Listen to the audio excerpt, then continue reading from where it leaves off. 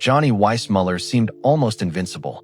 He had conquered the Olympic swimming pool, become one of Hollywood's biggest stars, and turned Tarzan into one of the most recognizable characters in movie history. But behind that legendary image was a man whose final years were marked by failing health, personal struggles, and a quiet dependence on the woman who stayed beside him until the end.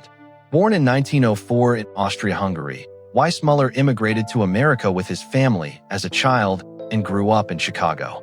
He was frequently sick as a boy, and swimming was recommended to help strengthen his health. Instead, it uncovered an extraordinary natural talent. Weissmuller quickly became one of the greatest swimmers of his generation. In 1922, he became the first officially timed swimmer to break the 1-minute barrier in the 100-meter freestyle. At the 1924 Paris Olympics, he won 3 gold medals and a bronze, and 4 years later in Amsterdam, he added 2 more gold medals. By the time he left competitive swimming, he had won 5 Olympic gold medals and 1 bronze while setting numerous world records.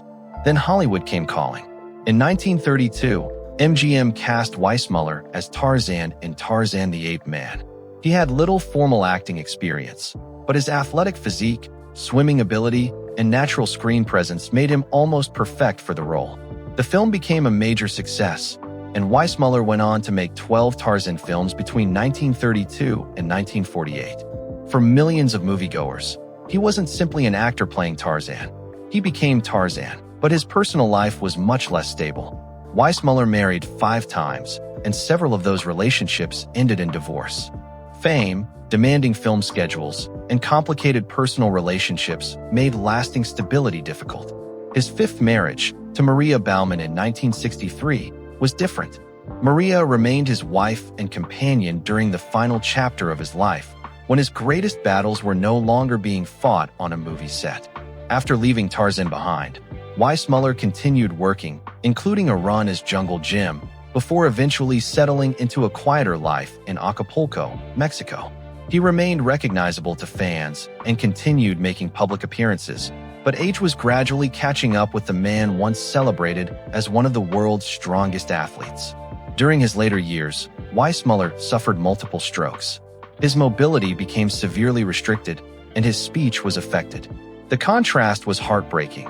A man who had once moved through water with extraordinary speed now struggled with ordinary daily activities. Maria stayed close throughout this difficult period. As his health declined, she provided the support and companionship he increasingly needed.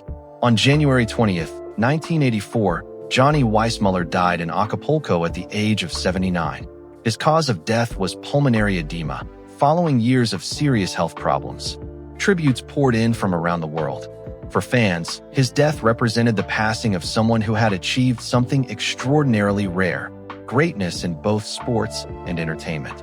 His funeral also became associated with one of Hollywood's most memorable legends, the famous Tarzan yell reportedly being played during the service. Whether every detail of that story has been preserved accurately over the years, the symbolism is unmistakable. Johnny Weissmuller's life was far more complicated than the fearless character he portrayed. He experienced extraordinary success, difficult relationships, physical decline, and ultimately relied on the devotion of the woman who remained beside him. His story reminds us that even the people who appear strongest on screen are still human when the cameras stop rolling. If you found this story meaningful, subscribe to Hollywood Bulletin, turn on notifications, and stay with us for more fascinating stories about the lives, careers, triumphs, and final chapters of Hollywood legends.